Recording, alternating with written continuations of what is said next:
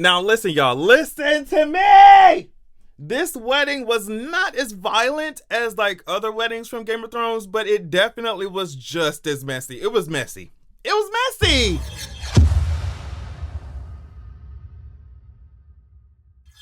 Now, thank y'all for the feedback, because there were a lot of you who said, Adrian, if you don't make these videos as long as you need to. So with that being said, I mean, even then, I can't waste no time. We have to get into it. There was so much. It was like a lot of nuance, a lot of conversation. I cannot wait. I cannot wait for the last half of this fucking season.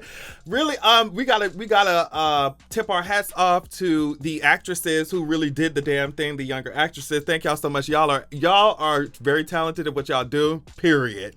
I hope that y'all get as many roles as y'all need to, as y'all want to. Y'all did what y'all had to do. Y'all did what y'all had to do. I can't wait to see the new actresses coming in. Let's talk about it. So Lady Rhea is over here, and her cousin is right here. And her cousin made me think that he was trying to aim for some shit. It's not only the fact that he cares about her. I feel like he was aiming for some shit as well. I don't know, because they call him Sir Gerald or whatever, and not Lord, because he was here checking on her, and then he was almost like, hey, you wanna do some stuff together? And she looked at him like, girl, I'll ride along, whatever. So it seems like she's like over it, or maybe he was trying to advance since Damon wasn't there, but it just puts a lot of things into perspective, I think, when we see how he approached like Damon and stuff. So either way, speaking of Damon, here he comes, standing right there. I was like, oh girl, here we go. I said, oh girl, here we go. Like, I was like, ma'am, you're in danger. Do you know that? Do you know that? And I mean, I guess she figured it out, but not quite in time. She said, have you at last come to fuck me, Miss Mama? She said, she told David, she was like, have you at last come to consummate our goddamn marriage? Our sheep are prettier, right? Is that what you said? And then she goes in, she starts dragging his ass. I guess your brother done cast your dumb ass aside, right, bitch? I bet that's why your dumb ass is here, because we ain't never did this before. Like, why you showed up over here? So he cast you aside for another heir, bitch, his daughter. Are you mad about that? Why haven't you killed the kid yet? What are you gonna do? Matter of fact, are you gonna kill the? And she paused. And she took a moment. She was like, wait a minute, Damon about to come for me. Bitch, she reached for that boat and it did not matter, mamas. You know, her personality seemed like it would have been really cool to see even more of, but Damon did not want us to see that shit. I figured she was just like, girl, you're either going to kill off this heir or try to marry them. And that means that I'm out of the picture. It was too late for her ass.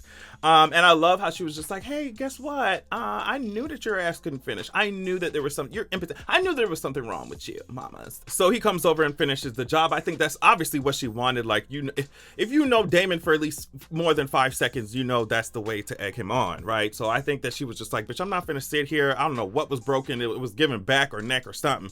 But she was like, I'm not finna sit here after getting toppled, after a horse then landed on my ass and just suffering until somebody find me. Like, I feel like she was like, bitch, just kill me off and get it over with. So we move on. I love the transition of the fish getting chopped up. So we move on, and Viserys has seasickness, sweetie. Like, it's really bad, bitch. Like, it's just, he hates it here. And I think like part of it is obvious seasickness. But another part of it, it's like his body just can't handle the shit in general, you know? But I really felt for Viserys in this, because there's really nothing like, I mean, I used to get motion sickness from spinning around in a desk chair too much, like on some swings. I couldn't even read in cars. You see what I'm saying? While they were moving. So, and that sickness is just like, there's no feeling to describe it. Nothing can alleviate it other than just stop the motion. So it's just, I felt for him. But obviously I figured they were going to Driftmark just because of all the context clues and all the promos and stuff. Like, I figured that's exactly where they were going. So this scene here has Alicent rolling up to her father in the rain, like the queen coming down from the Red Keep in the rain, because she's like, she does not want to see her father go. And I just love the conversation here, because Otto was like, okay, Alicent, you're telling me that you didn't want me to leave, but you chose to believe, or you at least chose to pretend to believe, Rhaenyra over me. Yeah, and so this is the repercussions of that. And Alicent comes back, oh, but she swore. Rhaenyra swore it to me. She swore she wouldn't lie. And Otto brushed that shit off like, girl, get out my fucking face. She said, Otto said, prepare Aegon to rule, because, bitch, we already know the king's about to die. There will be war when Rhaenyra comes up trying to get the fucking Iron Throne. You will be at the mercy of Rhaenyra. In order to fucking secure her, claim to the throne, she gonna have to kill your kids. Like, wake up. Otto was like, get your ass up. I love the acting here, especially You know, when Alicent was like recoiling when Otto was like screaming not screaming, but yelling, being stern with her, I guess. But at the end they kind of hug, and I don't know. It just highlights how these relationships, human relationships in general, are so imperfect. Like, there is a huge part of Otto that cares about Alicent, but just the way that they treat their daughters, oh my god, you know, or the way that women are treated in general, blah blah blah blah blah. So here we go, we're on our way to Driftmark. Rhaenyra is fucking mad. they finally off the ship. I know Viserys happy as fuck. Well, not that happy, because he had to drag his old tired weary ass up this up to Driftmark this whole time. I love how the episode in the beginning was really following the king and just how difficult this journey was for him to make. I love Driftmark. It just looks cool as shit. Okay, it looks cool as fuck. I love the theme. Was this the first time we heard like the Valyrian theme or some shit? Either way, it sounds beautiful, looks beautiful. So first we get in and we see that Laenor and Joffrey are over there, and it's just like, of course they're fucking sword fighting. Sorry. Sorry. I would be sword fighting with Laenor fine ass too. Like, what's up? I love how Rhaenyra knows what she's getting into, because there was a quick shot of Rhaenyra noticing Laenor and them like Laenor and Joffrey, his lover, standing there, and she was just like, she was like, LGBT. That's exactly what she was saying. The acronym, this was the first time the acronym was formed. It was in Rhaenyra's mind. Okay, she took a page from Beyonce's book, Unique. I know what you are. Okay, that's what you are. You're unique. So of course, when the king of fucking Westeros comes down here, like you would expect him to be greeted and all these banners and whatever the fuck, and the Lord Corlys and Rhaenys coming. Bitch, here come Laena, and this wig. Let me tell you something. Y'all need to get these wigs for these black people together. I don't know what's going on with who y'all hiring to do this hair, bitch. If y'all think that, listen, you need to get a whole entire Nigor. I'm talking about somebody to do their hair. I'm gonna keep bringing it up. Season 2, I better not see these fucking trash ass wigs. I'm telling y'all right now, on these black people head. I'm telling y'all right now, get these wigs off my good sis head. Anyway, Laena look good as fuck. Yeah, so Corlys kids come down here and say, hey, guess what? You gonna have to just come up to the Hall of Nine. Like, you gonna have to come up to the Hall of Nine. Because Corlys got in from some journey or some shit, I think Laena was saying. Either way, to me, it was just a way for Driftmark to kind of exert a little bit of power. You know, they know the king is desperate. He dragging his ass from fucking King's Landing. like, it was just kind of a play. You could tell. Real quick, we'll switch here for a second, because I love this scene when Lord Larys, I think is his name, tells Alicent that the Grand Maester sent that fucking plan B to Rhaenyra room, honey. He was like, listen, I don't know about you. I don't know what you saw, but what I saw was Viserys. What I saw was a Grand Maester sent by Viserys taking Rhaenyra to a goddamn clinic. That's what I saw. That's what I saw. I saw reproductive justice and reproductive rights happening, honey. That's what I saw. Her body, her choice. That's what the fuck I saw. That's what I saw. And Alicent was like, bitch, you've got to be kidding me. So at this point, she's like, okay, yeah, Rhaenyra really fucking lied. Like, my dad ain't playing in, like, Rhaenyra really lied. But as we see later on, she tries to get even more proof. I'll talk about that later. Let me tell you something. I really love the Hall of Nine. I love Driftmark. We got to see more of Driftmark. That shit was so cute. It was so cute. Obviously, the Hall of Nine is going to be filled with artifacts and paintings and shit about, of course, not only the like House Valyrian, but like the 9 voyages, the famous 9 voyages, legendary voyages that Corlys took to Essos. Yeah, it looks very beautiful. We have to see more. So I loved this. I don't know if I should call it juxtaposition, or I don't know. I just love this scene of, even though Corlys is on his throne and he wants to do like a little power play, he's still bowed to the king, but still the king is so, you know, just injured, desperate at this point. Like, what does each seat mean?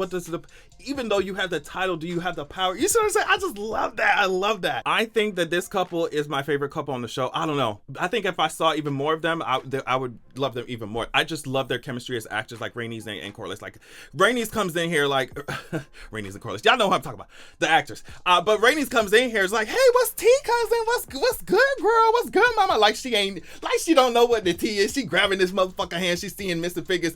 Varys, and she asked Viserys, like, girl, you okay? And Viserys like, yeah, I'm good, girl. Bitch, Rhaenys catch tea. That's one thing about Rhaenys. My goodness, Rhaenys, she catch tea. She know what's going on. I'm gonna tell you. So here we have this conversation where Corlys tells him that Daemon's wife has passed, and you can see Stronghair, the hand of the king, and Viserys looking at each other like, girl, ain't no way it's no hunting mishap, bitch. Daemon tossed that woman off the motherfucking horse, honey. Daemon threw her ass into a black hole, okay? He threw her ass into the center of this galaxy, into the center. He threw her ass across the fucking sands of Essos. Like, bitch, he was the one who did. They looking at him. They looking at each other like, bitch, Damon did that shit. And then I love this part here where Rhaenys offers Viserys a drink because he just told her he was okay, right? And then so Rhaenys offers him a drink and Viserys refuses. I feel like that's confirmation for Rhaenys, like, bitch, this motherfucker don't feel good at all. You mean to tell me you give this party animal a goddamn drink and he reject that shit, bitch? He do not feel good. Something wrong with that motherfucker, okay? So here's where we get to the point of the whole conversation. Viserys proposes a marriage between Laenor and Rhaenys. We already knew that was happening. But Corlys and Rhaenys want to know how the succession will be handled. And Viserys says something really cool here. He says, Laenor and Rhaenys' first child, regardless of gender, shall inherit the Iron Throne. I thought that was really cool. I guess he was trying to set a precedent, but somebody who thought that was funny was Rhaenys. I love this chuckle that she gave because it's like, wow, you over here preaching feminism, but when I was trying to preach that shit, you shut that hoe down and everybody in the kingdom shut that hoe down.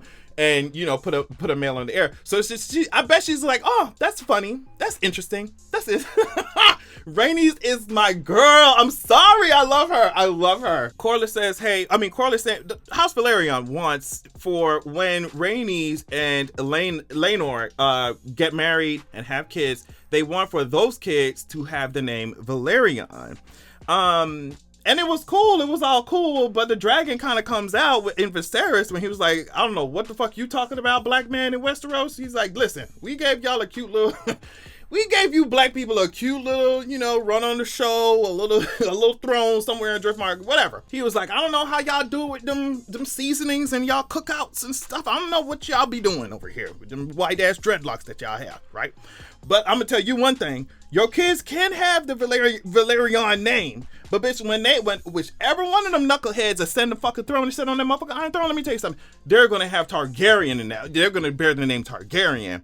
And at this point, I feel like Corlys and Rhaenys were like, girl, we kind of pushing it. Like we did a lot. We got the king here. We got what we wanted. We got our marriage. But we kind of pushing it. So Corlys was like, nah. We good. Like we could do that. It was just such a cool conversation. It was so cool. I really love this moment too because Rhaenyra and Laenor are here to basically come to an agreement. Cause Rhaenyra was trying to be nice. Like she was like, I know this is not what you really would have chosen. And Laenor comes back like, oh yeah, nothing. I have nothing against you, cousin. There's nothing against you, mamas. And Rhaenyra rolled her eyes and then took his phone and looked at the fucking Grindr app on his fucking phone. She looked at the fucking Jacked app on his phone. You know what I mean? She was peering through the fucking photos and shit in his phone. She was like, man, Laenor, you know what I'm talking about, bro. Like, oh my God. She checked his fucking last location. It was at the fucking gay tavern in fucking Flea Bottom, bitch. She was just like, girl. Bitch, I'm not talking about us being a match. I'm talking about, bitch. She said, roast duck or goose. Which one do you want, mamas? It don't matter. She was like, it don't matter. We just do our duty to the king, to the kingdom. Get these heirs out, whatever the fuck she talking about. Do our duty, and we can go eat wherever we want. And if that's ass or puss, then that's what we gonna do. And of course, Laenor over here smiling because he think about all the dick he finna get from Joffrey. Like, yeah, like this is a good deal. It's like that joke in school, especially if you like a gay guy like me, like you would know, like there's, you know how I used to joke like, okay, well, if we ain't married by, like with your girl best friend, like if we ain't married by 30 or 40, we just get married. And it's like that. So it was cute. And something else that's cute, of course, like I brought it up already, I love Rhaenys and Corlys. I love this conversation here because they're talking about what happened. And Corlys kind of asked Rhaenys, like, do you think I did too much? I was probably doing way too much, like, because the king's sleeping before his fucking ship. Like, the king is just in bad shape. So Corlys was like, did I do too much? And Rhaenys was like, girl, bye. He dragged himself from King's Landing to here to ask about a marriage. Like, listen, he just is desperate. Like, he's desperate. Okay. So Corlys is here just like many other parents, wanting to be delusional about his child's sexuality. But Rhaenys looks over this completely like, girl, stop playing. You already know who he is. Because Corlys talking about, oh, it's just a phase. Oh, maybe he's just young. He'll outgrow it. And it's just, some straight people talk like that. It's just, I'm glad that they put that in there, because that's really how these straight people be talking. And it's funny because if I implied that, you know, your straight ass was just going through a phase or you'll outgrow your straightness, you would be offended as fuck. But Rhaenys, like I said, skips over that shit. And she's like, look, you can talk all this bullshit you want to talk. We putting our son in fucking danger. Okay? This succession is about to be a mess. Knives gonna come out. If Rhaenyra comes for it's just gonna be a mess. It's gonna be horrible. But Corlys says here, he's like, almost like we need to fight for the throne because you should have been the queen of the Seven Kingdoms. And you can see Rhaenys' face here like, oh God, like, let's stop talking about that shit. And she says it out loud here, but she's like, it's all right. Essentially, she's like, it's all right, Corlys. I've dealt with the reality of the situation. I understand you trying to look out for me, but like, we got to think smart about this stuff. I just love their interaction. They're very convincing. And I love, like I said this before, I really love their chemistry. I can't wait to see. I need to see more of them. I have to. I also love this scene because we see Laenor and his man talking about the marriage, the whole thing with the succession, all this shit, right? And I love how certain shots of them are just hidden. Like, they're hidden behind the grass. They're hidden in certain corners. They're hidden underneath the view of where the grass is shown. It's just like, yeah, that's what they have to do in secret. It's just, get into the dissection, get into it. So now, listen, the reason I knew these motherfuckers were fucked is because we ain't never met Joffrey like that before. And they over here making out, kissing, having romantic scenes. I was like, yeah, these niggas are done. I was like, Westeros finna chew these motherfuckers up. You over here having a fantasy moment? It's not gonna last for long, bitch. Fuck, and you're gay? Okay. And I'm gonna say it again, y'all need to get these wigs together, because ain't no way Laenor that goddamn fine, and this wig is looking like a mop. It's really giving me Dusty Mop. I really can't stand y'all so much. I can't stand y'all so much. Y'all need to get that shit together. But either way, they're talking about it, and they're just like, this is better than what we could have hoped for, because if you're going to be king consort, you're going to need somebody like a sworn protector, and that could be me. And then they also talk about how Rhaenyra also has a little side piece of her own, and we switch over. And Criston Cole, this whole entire scene, like, we could summarize it with Criston Cole just tries to get Rhaenyra to run away with him. And he really thought that, oh my gosh, my poor baby. Hey, daddy. So he was just like, yo, I fucked my oath up with this bullshit that we was doing. So, you know, I'm just trying to correct it. It would be cool if, and it would solve all the issues if we just ran away to Essos and got fucking married, right? Rhaenyra looks at his ass and then looks at them fucking bushels of orange. What the fuck did he offer? Some oranges on some ship, some random ass fucking ship somewhere? Like she looked at his ass, looked at them ugly ass oranges that he was offering. I don't know if it was orange. It was some fucking fruit that he was offering to go run away to Essos or some shit. Then she looked at her fucking silk press on her fucking head, her wig. She looked at that fancy ass gown and them fucking jewels around her neck. She was like, bitch, you think I'm leaving? She said, bitch, do you think I'm leaving this? You think I'm leaving the Red Keep to go in the deserts of Essos, bitch? She said, bitch, I am a white entitled woman, bitch. And I came here, you know, when she started spouting the United States propaganda, when she started spouting the patriotic propaganda, you know exactly what I'm talking about. Aegon came here and came to protect the Seven Kingdoms. Bitch, Criston Cole walked out. He's like, all right, never mind, girl. Like, cause you talking like you the fucking queen already. Like, yo. But I mean, okay, so there's two things with that. The first thing is like, could Rhaenyra, maybe she could realistically run away and stay away. But you're talking about the whole entire realm. You're the heir. Do you think that people will easily track her down if she really ran away? That's the first thing. But the second thing is like, do you think that she was going to tell Sir Criston Cole in that moment, like the secret that her father was telling her, or was she just reciting like Targaryen propaganda, like, you know, Aegon came to conquer, I am the crown, the throne is bigger than me. And it's just like, that's the whole point of this series, in my opinion, is like, what would you do for power? What parts of yourself or other people would you sacrifice for power? What kind of heinous shit would you do for power? And then this illusion that you can't leave it alone, you can't run away from it, or that everything revolves around this chair. And so, you know, I just love how those mindsets are being examined right now. Because Kristen Cole's like, I could live outside of this. I could live without this.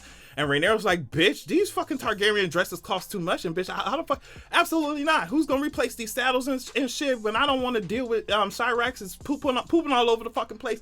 Which dragon keeper's going to clean up that shit? You know what I mean? She's like, she's used to living a certain lifestyle. She's like, bitch, that was cute for you. Because Kristen was just like, you keep telling me how you hate your fucking... You hate your job, like, let's go. And she was like, absolutely not. Like, servants have been wiping my ass ever since they put that fucking dragon egg in my crib. Like, you think I'm finna run away for some dusty ass sword and a bushel of oranges on a random ass ship going to Essos? I'm the fucking queen. I'm the princess, bitch. Ooh, this was a hard scene to watch. Kristen was pissed. So Alicent sees the damn king fall over when he was trying to get back into the Red Keep, and she's like, all right, Otto was in line, my father was in line, let me get this shit together. So she ends up calling on Sir Kristen Cole and questions his ass, and his dumb ass confesses to shit. Bitch, let me tell you, you're gonna have to pry that information out my pussy. That's what are you serious? I mean, she wouldn't even started speaking, bitch. So I do wonder, at first I thought that Alicent was alluding to the thing with Damon. And so I was just like, Kristen, don't say shit yet. But yeah, Sir Kristen Cole is just like, yo, instead of gelding me, which means castrating me, Jesus, and torturing me, can you just kill me? And Alicent does none of that because her main concern really, she's not even pressed about that shit, to be honest. She's just really fucking angry that Rhaenyra lied to her, you know? And it's just proven. It's proven. Lied to her on her mama's memory, like on her mama's grave. Viserys is over here asking stupid ass questions to his hand, and his hand, you know, gracefully entertains that bullshit. Viserys talking about, oh, do you think I'll be remembered as a good king, sir? Sir, what the fuck are you talking about? And it's just like, he says, you know, if any other lord would have just lied to my face and told me bullshit. But Viserys' thing is like, damn, I almost wish that something happened during my reign. What do you say? Nothing happened. I wasn't conquering anything. I didn't suffer a great defeat. Nothing happened. I wasn't tested like the rest of them.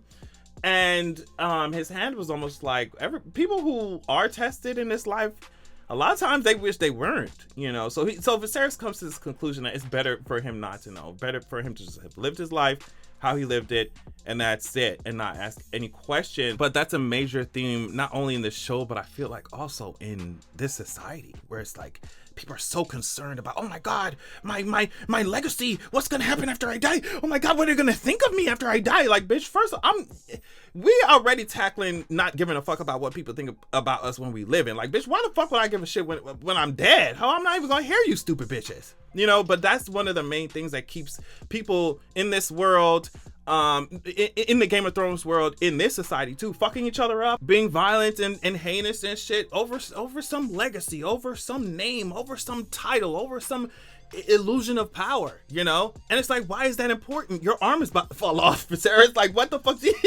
You know what I mean? So I love those kinds of conversations and questions. I love hearing the Valerian theme. I don't know if that's what it is, but that's what I think it is. Because every time we see Rhaenys and see Smoke and, you know, the Red Queen, it's just, oh yes, they come into the fucking wedding, right?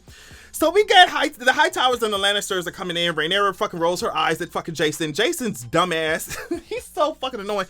He tries to pry. He tries to throw a little bit of shade, like, oh, so where's the queen, baby? Viserys was like, look, she's still putting on that fucking JCPenney ass dress. Like, I don't know what she got. Like, she doing her makeup. Like, I don't know what's going on. And then Jason says, you know, this is why men wage war, because women would never be ready for the battle in time. And he like really thought he ate that. Like, he really thought that was a funny fucking joke. Like, he really did. Jason, fucking sit your stupid ass down somewhere. That's exactly, look at fucking Rhaenyra's face when he said that shit. And look at Viserys' face. Bitch, if Rhaenyra gonna say, your presence is always such a pleasure, Lord Jason. Bitch, I got my life. And so did Viserys, because you see how they look at each other like, yeah, bitch, sit your stupid ass down. Lannisters always some clowns in every fucking timeline. Y'all some clowns, always. Get the fuck out my face. Then the drums start playing, mamas. The drums start playing, bitch, and you already know what time it is. Bitch, Stand up to your motherfucking feet, bitch. The Valerians are here, bitch. Lord Corlys is here, bitch. Rhaenys is here. Laenor is here, bitch. Get into it, bitch. Get into it, bitch. They walked inside, bitch. Laena is here. They walked inside. I was like, yeah, put some fucking respect on Alpha. Bitch, they look so good, bitch. The king consort walked in there, bitch. Like, I was like, yeah, niggas. Jason rolling his eyes right here, bitch. Shut the fuck up. We don't care. It's about House Valerian right now, bitch. Get into that. Bitch, I don't know who this nigga is in the back. He fine as fuck. What's up, bro? What's up? Damon walks in, just mischievous as fucking ever. Just a menace. And I'm not sure, but I feel like in this world, when somebody close to you dies like that, you're supposed to be wearing black for a period of time, right? The shit just happened and he not wearing all black. He come out here black and red. He over here smiling and shit, not even pretending to look sad. This shit, I was like, yo, this is about to be a disaster. Hey, yo, so, the king stands up to give his fucking speech or some shit. And bitch, he stops mid-speech. And this whole time, I'm slick forgetting that Alicent ain't even there. So this whole time, I'm like, yo, is Viserys okay? He over here, he just fell out at the Red Lobster when he was trying to get inside the Red Keep. So is he all right? He paused. Bitch, Alicent standing there looking like Poison Ivy. She's standing there looking like Groot. She's saying, I am Groot. Alicent said, I am fucking Groot, bitch. Alicent is standing there looking like Miracle-Gro. Alicent is standing there looking like the fucking giant in the fucking beanstalk, bitch. She looks so goddamn good. She walked down there, bitch, and all eyes were on her. I was like, yo, I ain't gonna lie. She kind of killed this shit. I don't know if y'all noticed, but for some reason, I feel like the same style of music or the same kinds of notes that were being played during the sept, like it was a play on that. I don't know. I have to listen to it again, but I feel like the music sounded a little familiar with a little bit of twist to it. It was just kind like she came in there looking good, and she said, "Bitch." We found out that Hightower burns green, like the beacon on Hightower burns green when Old Town calls its banners to war. Of course, Old Town, House Hightower. Sorry, too many H's. All of that connection. It's just, and then Alicent comes in here. She smiles at the table where her house is at, and then she says what's up to Rhaenyra and say, hey, what's up, stepdaughter? What's up, stepdaughter? You playing with your Legos? You playing with your Lego blocks today, baby? You made it to school on time, sweetheart. Bitch, Alicent sunned Rhaenyra right there. I was like, yeah, I mean. She ate that. One thing about me, even if the character is not my fave and she ate, I'm gonna have to just say that she ate. That's the same thing I did with Cersei when she blew that sept up. I was like, bitch, I might hate her guts, but she ate that shit down.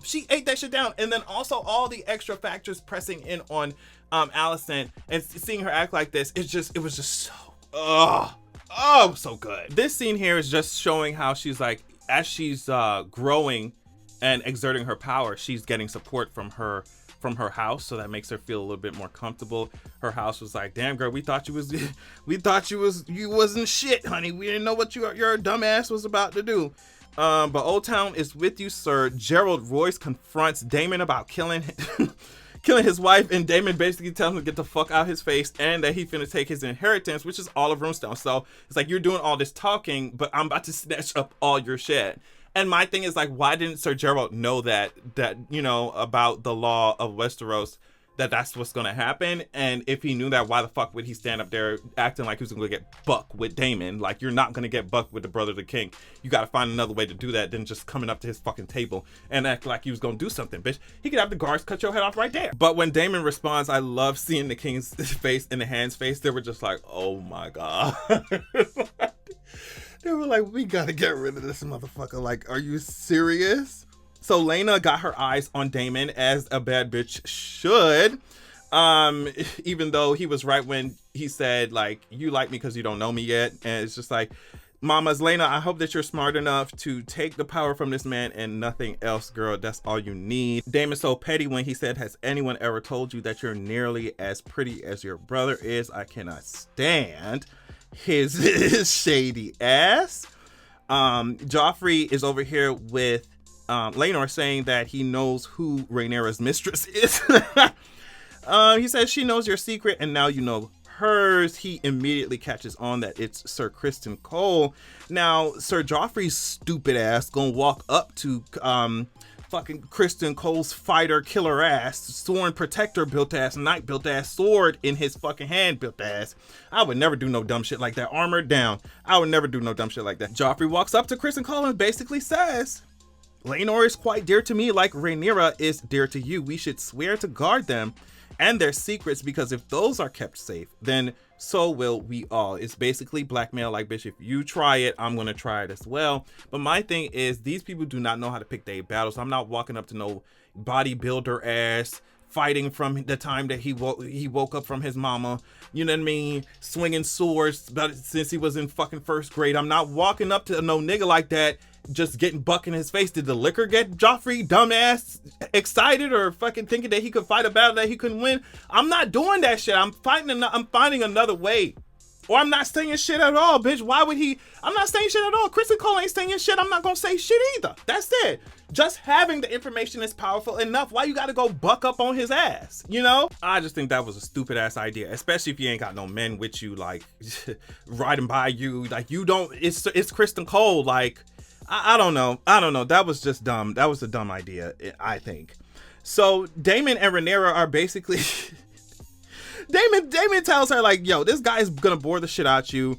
And Rhaenyra was like, all this talk. If you really about it, then kill the king's guards and all that shit. Take me to Dragonstone and make me your wife. It's just, and Viserys is looking like, bitch, y'all doing this shit right in front of my fucking salad. He was about to get buck. He was about to really get into it. Well, not really, I guess, since he can't barely stand the fuck up. He can barely get the fuck up. But that's when the fight, and it should not even be called a fight, because that's not what it was. It was just a decimation. It was annihilation. It was obliteration. Everybody rushing around. The hand tells Harwin to go get fucking Rhaenyra. Rhaenyra over here just like, oh my God, what the hell going on? The king is fucking, put me down.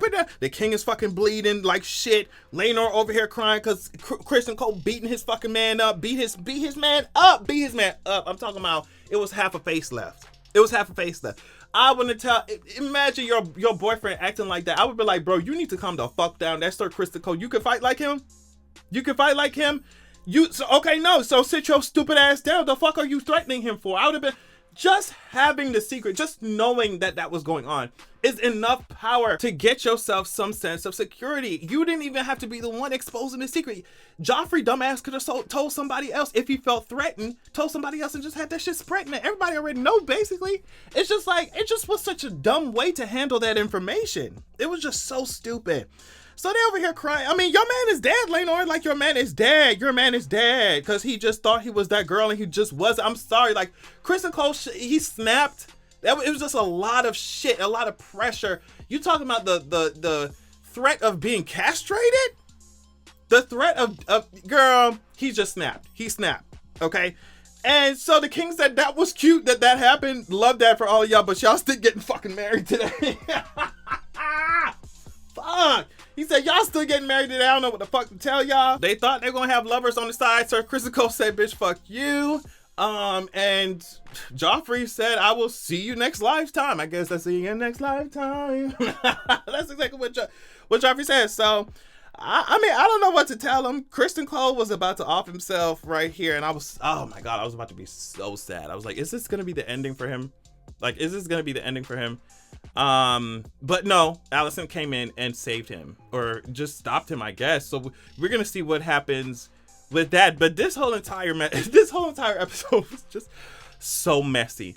And it's just like, if things are this vicious now, can you imagine when they start raining dragon fire down on these bitches? When they start fighting dragon versus dragon, they're gonna tear the entire realm apart. We already know what's gonna happen, but I love the setup. Actors, great. Cinematography, great. Script is good. The dialogue. Can we talk about how important that shit is? It's great. And when you have a strong enough dialogue, strong enough, script where they ain't telling fucking dick jokes as soon as they get to fucking Winterfell, Tyrion, you know what I mean? When you have a good script, it allows for the actors to be like, oh, okay, let me get into it. So I just, bring the next episode out right now. I need to see it right now. So talk about it in the comments. Tell me what y'all think. Love y'all so much. Thank you so much for checking out the video, and I will catch y'all later.